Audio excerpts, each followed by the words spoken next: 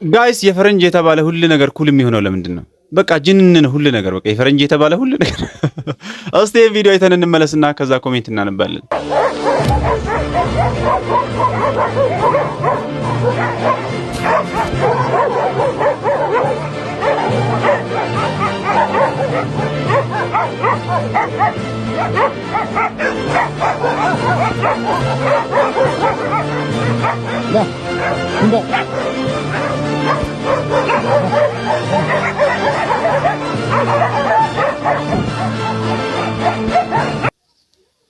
ይሄኔ እኮ ዶላር እየጠየቁት ይሆናል።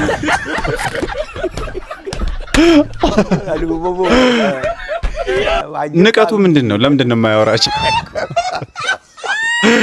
ኧረ ተመችቶኛል።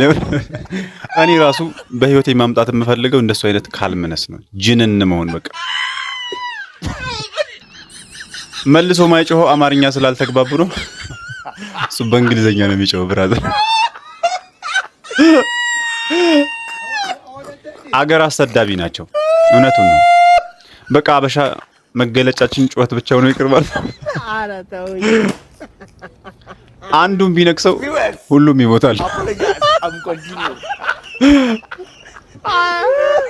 የሽሮና የስጋ ተመጋቢ ልዩነት ምር እውነት እኮ ነው።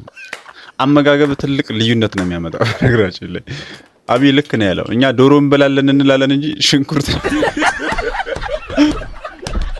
ብቻውን ግር ብሎ መሄድ የሚባለው ለካ እንዲህ ነው። የምር ያከብራል። ዝም ስትል ትከበራለህ ሀቢቢ።